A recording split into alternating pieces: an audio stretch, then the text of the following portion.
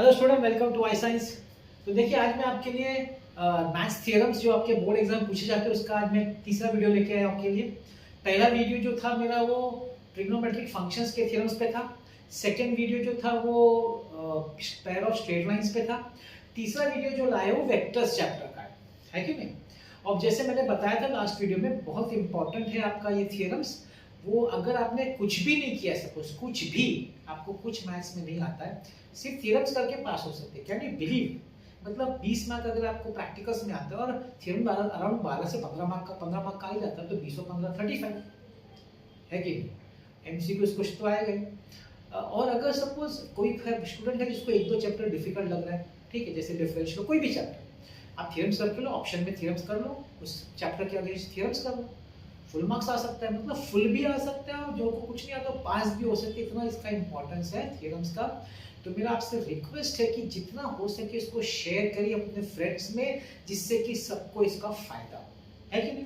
चलिए स्टार्ट करता हूं मैं वेक्टर्स का पहला थ्योरम। अब ये जो आज का जो वीडियो होगा ना, मेरा थोड़ा थ्योरम्स आप देखें, थोड़ा कंसेप्ट ना, थ्योरी पार्ट बहुत ज्यादा है, तो थोड़ा समझने की आपको जरूरत पड़ेगी। देखिएगा पहला वाला, let a bar and b bar be non-collinear vectors।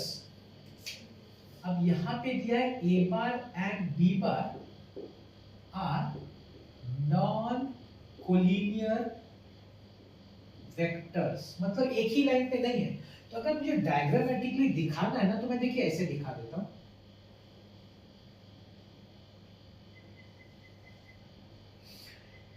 ये सपोज आपका O है, ये लेट्स से ये A है, ये B है, तो मैं ये लिख देता हूँ A बार और यहाँ पे मैं लिख देता हूँ B बार। तो मैं लिखता हूँ let A bar be along OA and B bar along OB, ठीक है। तो ये OA के along A बार वेक्टर है और OB के along B बार है, कोलिनियर नहीं है, तो अलग अलग है, डिफरेंट लाइंस, ठीक। हाँ, prove that a vector R bar is coplanar with A bar and B bar, coplanar मतलब सेम प्लेन में है, if and only if, बड़ा इंपॉर्टेंट है ये, if and only if and only if। अगर आपको मान लो लॉजिक में आपने पढ़ा if and only if को बाई कंडीशनल, बाई कंडीशनल मतलब दोनों साइड से। अच्छा, जैसे 10th स्टैंडर्ड में आपको ज्योमेट्री होता था, तो आपको प्रूव करने का था थ्योरम, और उसका कन्वर्स भी प्रूव करना था। जब दोनों साइड से कोई चीज प्रूव करनी होती है तो वर्ड यूज होता है if and only if, मतलब दोनों साइड से। देखिए मैं अंडरलाइन करता हूं आपके लिए, ये एक पार्ट है, दिस इज वन पार्ट, ठीक, और this is the other part, दो पार्ट है। मतलब if first part then prove second part, if second part then prove first part, मतलब दोनों साइड से प्रूव करना है। इसी का मतलब है इफ एंड ओनली इफ में दो पार्ट आ गया। अच्छा, एक और पार्ट आएगा यहाँ पे, देखिए वर्ड यूनिक है। यूनिक का मतलब है कि इसके अलावा दूसरा नहीं हो सकता, दूसरा पॉसिबिलिटी नहीं है। यूनिक यूनिक मतलब इसके अलावा कहिए एक ही है, सिंपल सैंपल, एक सैंपल, मतलब इसके अलावा कुछ हो नहीं सकता, तो वो भी प्रूव नहीं सकते। तीन पार्ट है और साथ में क्या मैंने एक एक्स्ट्रा डाल दिया है, ये पूछा जाना जरूरी नहीं है। एक बार बोर्ड एग्जाम में पूछ लिया था कि हेंस फाइंड, मतलब ये थ्योरम प्रूव किया है, उसके बेस पे T1 T2 फाइंड करो, R बार A बार और B बार दिया है। ये पार्ट कंपलसरी नहीं है पूछना, पूछ भी सकते हैं, नहीं भी पूछ सकते, और जरूरी नहीं कि यही कुछ पूछे, वैल्यूज चेंज भी कर सकते हैं। ये तो क्या मैंने बोर्ड का क्वेश्चन उठाया हुआ वो यहाँ डाला हुआ। चलिए, तो मैं जैसे मैंने कहा, हम लोग जाएंगे पार्ट 1 में। पार्ट 1 क्या करेंगे, ये चीज हम लोग अज्यूम करेंगे, क्या, suppose R bar is coplanar with A bar and B bar. तो R बार कोप्लेनर मतलब एक ही प्लेन में लाई करता है, तो उसको यहाँ दिखाना पड़ेगा, रिप्रेजेंट करना पड़ेगा। तो हम लोग कैसे रिप्रेजेंट करें, ध्यान से देखिएगा मैं कैसे रिप्रेजेंट कर रहा हूं। ये मेरा R बार है, ये मेरा P पॉइंट है ना। तो कोई इनिशियल वेक्टर से मैं रिप्रेजेंट किया, तो मैं लिखता है इधर, I am writing over here, ध्यान से देखिएगा। Let R bar have O as initial point and OP bar is equal to R bar। तो ये जो OP bar है ना, that is equal to R bar। अब क्या करने का, वो जो मैं लिखने वाला उसके पहले बता दूं क्या करूंगा। अब मैं क्या करूंगा, यहां से पैरेलल लाइन ड्रॉ करूंगा, ओबी के अलावा, और एक पैरेलल लाइन ड्रॉ करूंगा ओबी को पैरेलल ओए पे, यहाँ पे सपोज एम है, और ओए को पैरेलल यहाँ पे, ये पैरेलल होना चाहिए, थोड़ा सा पैरेलल नहीं लग रहा है, इसको एन लिखे, ठीक है। मैं लिख देता हूं, draw OM parallel to OB, OM parallel OB and ON parallel OA। देखिए एक और चीज बताना चाहता हूं कि मैं एग्जैक्ट टेक्स्ट बुक का वर्ड्स तो नहीं लिख रहा हूं, है ना, थोड़ा सा अपना भी लिख रहा वर्ड, या तो कम या ज्यादा कर रहा हूं। तो अगर आपको एग्जैक्ट है तो आपको टेक्स्ट बुक देखना पड़ेगा, और मैंने पेज नंबर लिखा, ऐसा नहीं है। मैं आपको मेन कांसेप्ट समझा रहा हूँ, जितना हो सके मैं लिख रहा हूँ, लेकिन हो सकता है एक दो वर्ड छूट जाए, तो उसका टेक्स्ट बुक से आप चेक कर लीजिएगा, ठीक है। तो ये पैरेलल हो गया, तो M और N मिल गया। अब ध्यान से देखिए, OM और OA आर कोलिनियर्स,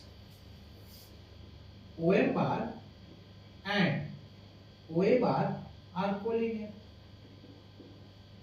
तो हम लोग क्या बोल सकते हैं, क्या मैं बोल सकता हूं therefore OM बार जो होगा that will be a scalar multiple of A bar, yes or no? तो कहता है इसमें OM bar is some scalar T1 times A bar। similarly हम लोग ON के लिए बोल सकते हैं ON bar is equal to some T2 times B बार। और यहाँ पे हम बोल सकते हैं कि भाई T1 belongs to real number and T2 also some scalar T1 T2 है, हो गया। अब ये कंस्ट्रक्शन करके मैंने पैरेललोग्राम बना दिया कि नहीं, तो बोल सकता हूं by parallelogram law of vectors, by parallelogram law of vectors. आपको याद है फिजिक्स में आपने पैरेललोग्राम लॉ किया, वेक्टर्स में भी किया, ऐसा नहीं है किया, 11 से पढ़ते आ रहे हैं। तो जो डायगोनल होता है ना OP bar is equal to the vectors, ये दोनों वेक्टर्स होगा जो कोई इनिशियल वेक्टर्स है, that is OM bar plus ON bar. Now R bar is equal to T1 A bar plus T2 B bar. देखिए भाई प्रूव हो गया, प्रूव हो गया। मैंने फर्स्ट पार्ट लेके सेकंड पार्ट प्रूव कर दिया। अब मैं क्या करूंगा, उल्टा करूंगा। अब मैं सेकंड पार्ट लेके फर्स्ट पार्ट प्रूव करूंगा, कन्वर्स, जिसको आप लोग स्कूल में कन्वर्स बोलते हैं। लिखता हूं मैं पार्ट टू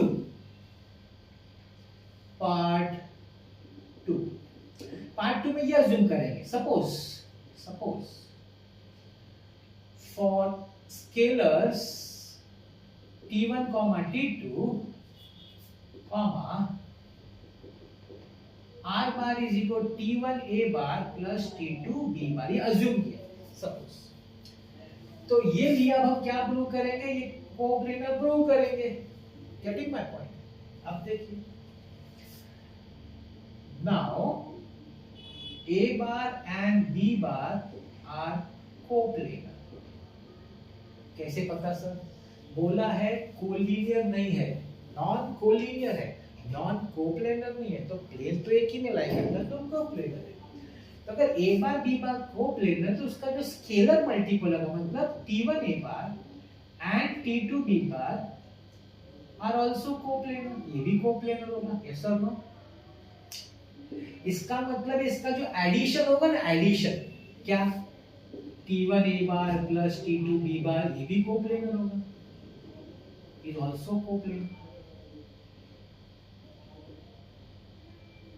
मगर T1 A bar plus T2 B bar तो R बार है, इसका मतलब है A bar B bar and R bar are coplanar. बड़ा इजी था, देखो इसमें थोड़ा सा ना समझना पड़ता है, कंफ्यूजन हो गया इससे, ये क्या हो गया, कोई अब कई बार ऐसा फील होता है ये क्या कर दिया, कुछ समझा नहीं, वो प्रूव हो गया, मगर हो गया, है ना।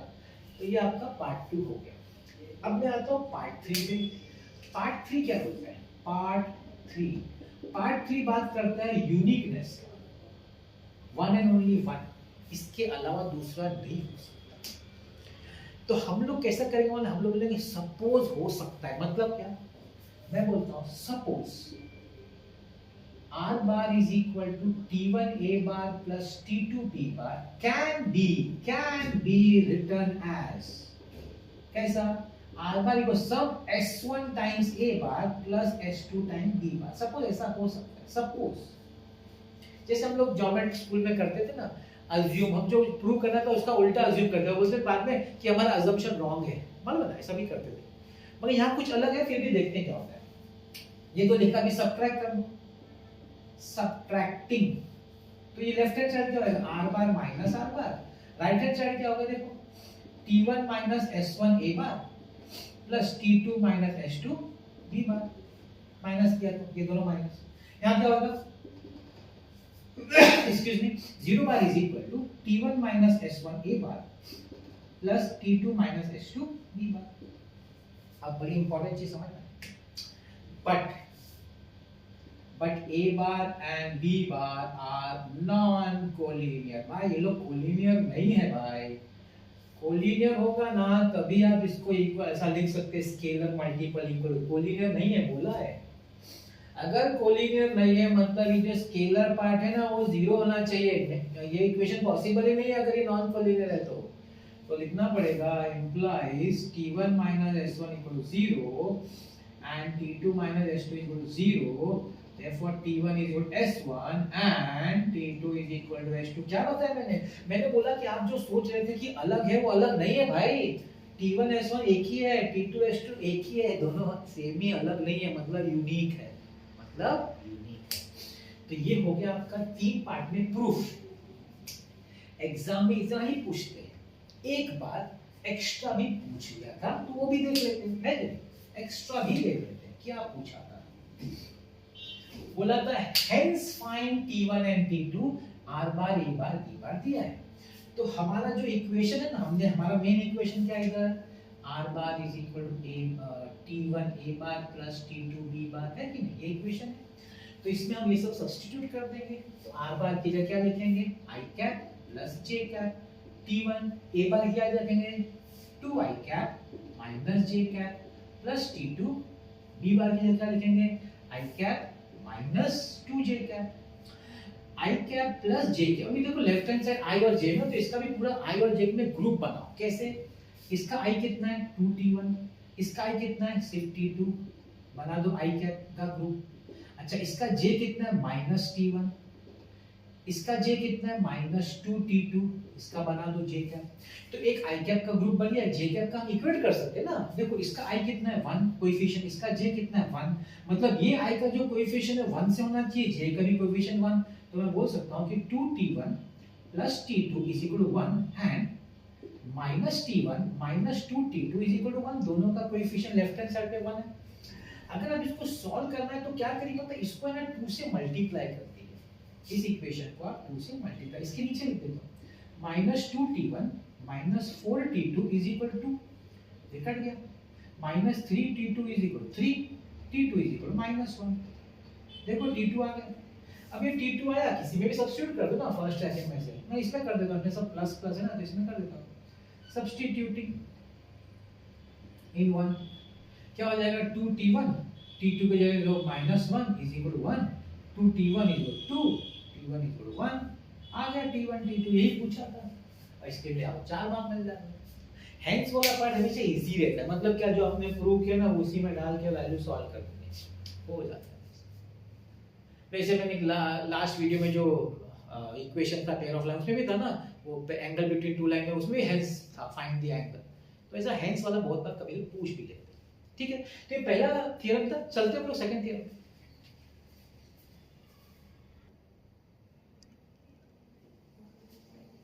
ओके चलिए सेकंड पार्ट देख लेते हैं हम लोग, सॉरी सेकंड क्वेश्चन। तो फर्स्ट क्वेश्चन हमने प्रूव किया था, अभी सेकंड हम लोग थ्योरम देख रहे हैं। सेकंड थ्योरम में है prove that 3 vectors a bar b bar and c bar are coplanar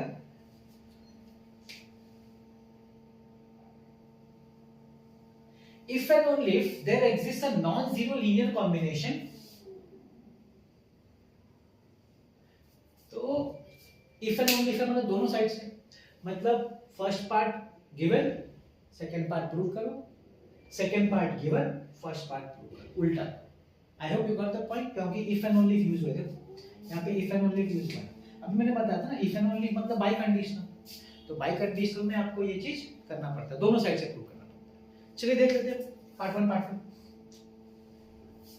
so I start with part 1। Part 1, a bar b bar c bar are coplanar.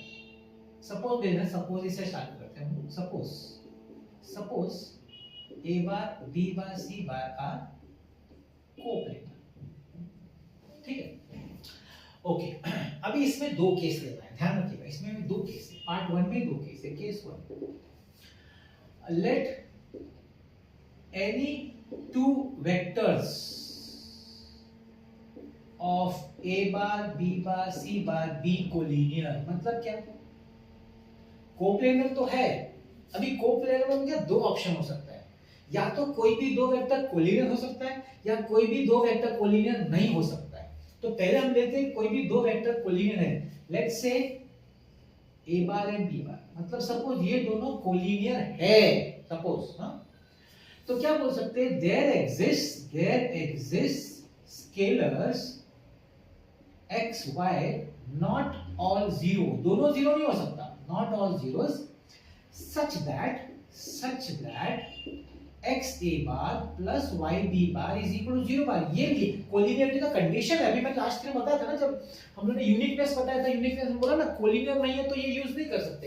ये तभी यूज कर सकते हैं जब कोलिनियर बोला है, तो हमने जब अज्यूम किया कोलिनियर तो हम ये यूज कर सकते हैं, ठीक। अब therefore x a bar plus y b bar, अब यहाँ c नहीं है तो लिख देंगे 0 c bar is equal to 0 with x y z is equal to x y 0। क्या ये तीन, अभी जैसे यहाँ पे क्या बोल, अभी इसका मतलब आप समझे क्या, शायद मैंने बताया नहीं है। इसका मतलब है कि तीनों जीरो नहीं हो सकता, एक जीरो हो सकता है, दो x में y z में से एक जीरो हो सकता है, दो जीरो हो सकता है, लेकिन ये बोलना चाहता है कि तीनों जीरो नहीं हो सकता। अब यहाँ देखिए z जीरो है, लेकिन हमने जब यहाँ स्केलर मेंशन किया तो बोला है कि दोनों जीरो एक साथ नहीं हो सकता, मतलब x और y में एक नॉन जीरो है। ऐसा क्यों बोलना पड़ता है, क्योंकि कंडीशन में देखिए यहाँ लिखा है नॉन जीरो होना चाहिए, नॉन जीरो। अभी सभी जीरो का तो कुछ बचेगा ही नहीं ना, तो कम से कम एक तो नॉन जीरो होना चाहिए। तो वो यहाँ हो गया, यहाँ मेंशन करने का, भूलने का नहीं अगर ये थ्योरम है तो। अब जाता हूं मैं केस 2 पे। केस 2 में हम लोग बोलेंगे no two vectors a bar b bar c bar are collinear. मतलब क्या, कोई भी दो वेक्टर कोलिनियर नहीं है, कोई भी नहीं है। आर कोलिनियर मतलब नो बोला है, नो नहीं है। तो अगर कोलिनियर नहीं है तो फिर ये तो छोड़ जान दो, लेकिन कोप्लेनर तो है। Since a bar b bar c bar are coplanar, coplanar तो है, तो इसके पहले वाला थ्योरम हम यूज करेंगे, क्योंकि वो कोप्लेनरिटी पे क्वेश्चन था ना, उसको यूज करेंगे। देयरफॉर वापस ये लिखूंगा मैं, there exist scalars x, y not all zero. ये बोल लिखना बहुत जरूरी है, बहुत ही जरूरी है, नहीं तो ये कंडीशन नहीं सेटिस्फाई होगा। Not all zeros such that c bar is equal to x a bar plus y b bar. Sir आपने कैसे लिखा थ्योरम, इसके पहले वाला थ्योरम क्या था, याद करो, जो इसके पहले वाला है, पीछे चले जाओ, वहां था ना r bar is equal t1 a bar plus t2। मतलब अगर तीन कोप्लेनर होता है तो एक वेक्टर को आप दूसरे दो के स्केलर मल्टीपल में लिख सकते हैं। तो कोप्लेनर दे दिया है, हम लोग ने अज्यूम दिया है, हमारा वही है सपोजिशन, तो लिख सकते हैं। अब इसको कैसे लिखोगे, c बार वहां लिख जाओ, x a bar plus y b bar minus c bar is equal to 0 bar with x, y, z is equal to x, y minus 1 x, y। चलो एक तो माइनस 1 है, मतलब सब जीरो नहीं है। तो देखो पहला पार्ट में मैंने क्या किया, यहां से ऐसे प्रूव किया, और पार्ट 2 में क्या किया, उल्टा प्रूव कर दिया। हो गया, तो है कि नहीं, दो पार्ट कॉम्बिनेशन हो गया। तो ये फर्स्ट पार्ट हुआ है कोप्लेनर, मैंने सेकंड पार्ट अभी तक नहीं किया। तो फर्स्ट पार्ट मेरा प्रूव हो गया, कोप्लेनर लेके मैंने दो केसेस लिया। एक केस में लिया कि कोई भी दो वेक्टर कोलिनियर है, सेकंड केस में लिया कोई भी दो वेक्टर कोलिनियर नहीं है। उल्टा बाकी है मेरा, तो मैं तो केस में लिखा था, हो गया, कंफ्यूजन गया, चलेगा। We go to part 2।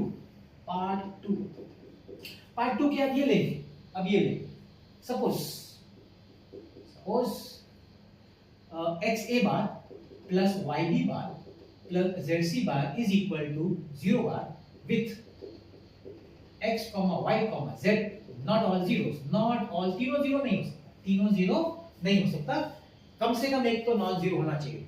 तो आप किसी को भी ले लो, मैं z को लेता हूं, क्यों? क्योंकि टेक्स्ट में लिया है, आप तो किसी को भी ले सकते हो। मैं बोलता let z not equal to 0, आप किसी को भी ले सकते हो।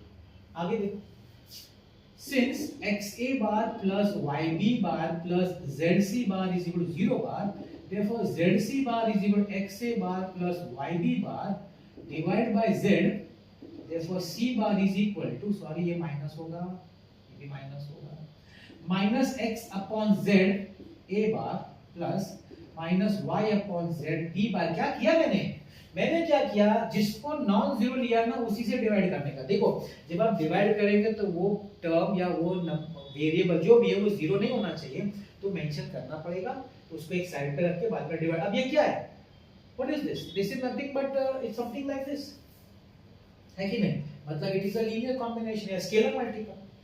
Therefore c bar a bar b bar are coplanar. That is again from the theorem, इसके पहले वाला थ्योरम प्रूव हो गया भाई, प्रूव।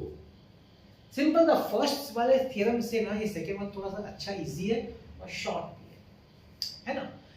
इसी से मिलता जुलता है एक और थ्योरम है, थर्ड थ्योरम। चलिए इस पे जाते हैं। चलिए मैं अपने थर्ड थ्योरम लेके आऊं, थर्ड प्रूफ।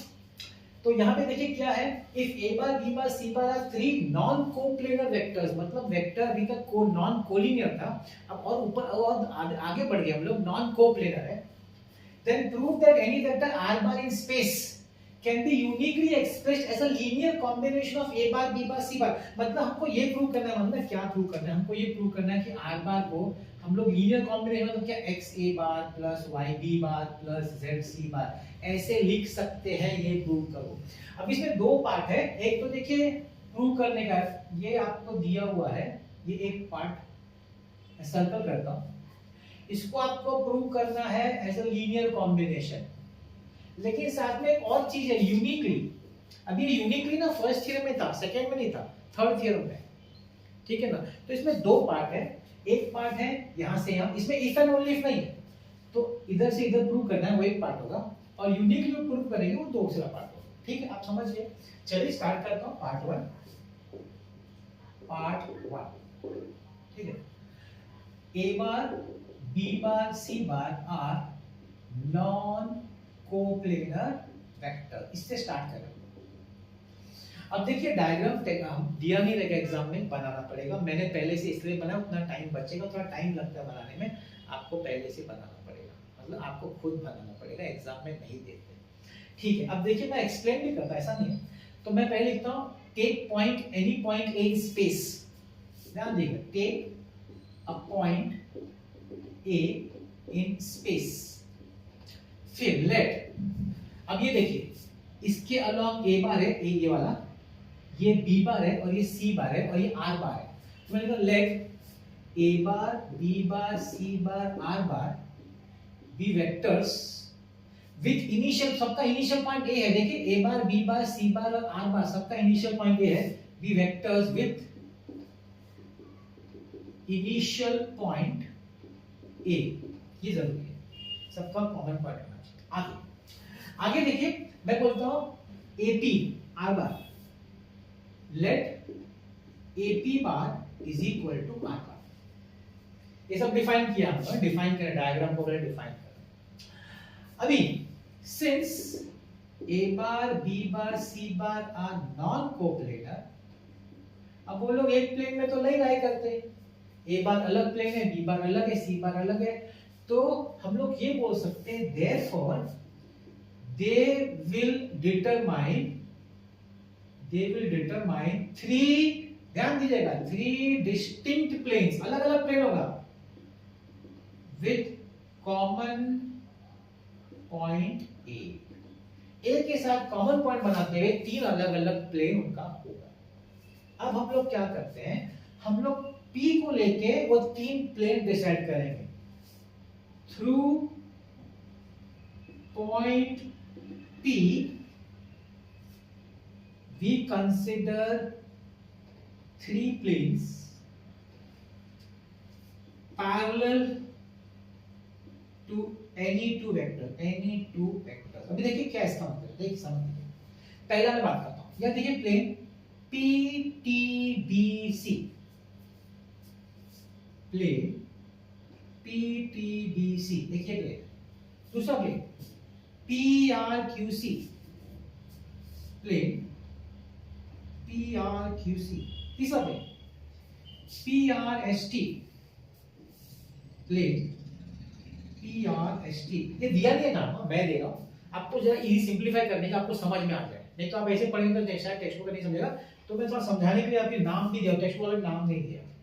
अभी देखिए प्लेन PTBC, ये पता है, ध्यान से इसको जरा इमेजिन करिए। ये प्लेन जो है ना, B बार और C बार का जो प्लेन होगा ना, B बार, उसको पैरेलल इमेजिन कर पा रहे हैं। ये प्लेन है और B बार C बार ये प्लेन इधर, उसको ये पैरेलल है। तो कहता plane PTBC is parallel to plane of B bar and C bar intersecting, ये important, intersecting A bar at B। ये जो प्लेन है B बार C बार को पैरेलल है और A बार को कहां पे इंटरसेक्ट कर रहा है, B पे। अब वैसे मुझे इसका बताइए PRQC, ये किसको पैरेलल होगा? ये A और C बार का जो प्लेन है उसको पैरेलल होगा। is parallel to plane of A bar and C bar intersecting B bar at B bar को कहां इंटरसेक्ट कर रहा है, Q पे, at Q। तीसरा प्लेन देखिए ऊपर वाला PRST, ये किसको पैरेलल है, नीचे वाले बेस इसको, A बार और B बार के प्लेन को, और C बार को कहां इंटरसेक्ट कर रहा है, S पे। is parallel to plane of A bar and B bar intersecting C bar at S। ये सब नहीं दिया टेक्स्ट में, मगर मैं इतना डिटेल में क्यों लिख रहा हूं, आपको थोड़ा क्लैरिटी हो जाए, बस इसीलिए। अब क्या सिंपल है, देखिए ये जो AB है it is along A bar, so can I से therefore AB bar will be equal to some scalar multiple of A bar, x A bar। क्यों? क्योंकि कोलिनियर है, AB is collinear with A bar ना, AB A bar के along है। अगर vector along A bar है तो it is a scalar multiple, so AB bar is equal to x A bar। उसी तरीके से AQ bar will be equal to YB bar and AS bar will be equal to ZC bar, where x, y, z are scalars, not all zeros। ठीक, क्योंकि हम लोग देखो, हम लोग ने प्लेन ही ऐसा बनाया कि जो A बार को इंटरसेक्ट पॉइंट पे B बार को करे, C बार को करे। जब करेगा तो ही तो वो कोलिनियर होगा तो ही तो उसका स्केलर मल्टीपल लिखेंगे, क्योंकि हमारा फाइनल एम यहां पहुंचना है ना, तो हमको स्केलर मल्टीपल बताना पड़ेगा। सो अब ये आपका पैरेललोपिपेड बन गया। फ्रॉम द पैरेललोपिपेड, अब देखिए, अब मैं अप्लाई करूं ट्रायंगल लॉ। AP बार को ध्यान से देखिए, AP bar is equal to AC bar plus CP bar, AC bar plus CP bar, ऐसे ऐसे बोल देने का triangle law of vectors. AC bar, अब ये AC बार को आप लिख सकते हैं AB बार प्लस BC बार, AB बार प्लस BC बार प्लस CP बार। ये भी वही रीजन है, ट्रायंगल लॉ। अब इसमें AP बार तो अपने को पता है ना, AP बार R बार है। देखो ये हमारा टारगेट, देखो ध्यान देना, टारगेट आ रहा है क्या, R बार, AB बार XA बार BC है नहीं, रहने दो, ऐसे रहने दो, लिखते हैं प्लस CP बार। बोलेंगे सर YB बार और ZC बार कैसे आएगा, ध्यान से देखना। YB बार जो अपना है वो AQ है, AQ कहना है इसे AQ इज इक्वल BC। देखो पैरेललोपिपेड है ना, तो ये दोनों इक्वल हुआ, बट लिख लो मैं, but BC bar is equal to AQ bar and देखो CP नहीं चाहिए मेरे को, तो तीसरा वाला AS चाहिए। क्या मैं बोल सकता हूं CP is equal to AS? Yes, parallelepiped का ऑपोजिट है, एजेस है ये, and CP bar is equal to AS bar. Substitute करो, therefore r bar is equal to x a bar plus a q bar plus a s bar, therefore r bar is equal to x a bar plus a q, अब ये q देखो अपन लिख सकते हैं y b bar plus z c bar। भाई part 1 complete हो गया, proof हो गया। अब पार्ट 2 क्या है? यूनिकनेस। Part 2 uniqueness. अब मैंने फर्स्ट ईयर में आपको यूनिकनेस सिखाया था ना, वही कांसेप्ट है यूनिकनेस। हम क्या बोलेंगे? सपोज यूनिक नहीं है, सपोज दूसरा भी ऑप्शन है। हाँ देखो, सपोज r बार जो है ना x a bar plus y b bar plus z c bar can be return as एक अलग तरीके से भी सपोज आप लिख सकते हैं। क्या? r बार इज, इसको चेंज कर दो alphabets, x1 a bar plus y1 b bar plus z1 c बार। याद है फर्स्ट ईयर में क्या कहते हैं? सब्ट्रैक्टिंग। वही चीज सेम है, कुछ अलग नहीं है। सब्ट्रैक्टिंग, तो r bar minus r bar is equal to x minus x1 a bar plus y minus y1 b bar plus z minus z1 c bar. अब आप क्या बोलेंगे? अच्छा यहाँ तो 0 बार हो गया, चलो 0 bar is equal to x minus x1 a bar plus y minus y1 b bar plus z minus z1 c bar. भाई ये इस तरीके से थ्योरम 2 ने क्या बोला था, ये कब लिख सकते हैं? अभी थ्योरम इससे पहले वाला थ्योरम क्या बोला था?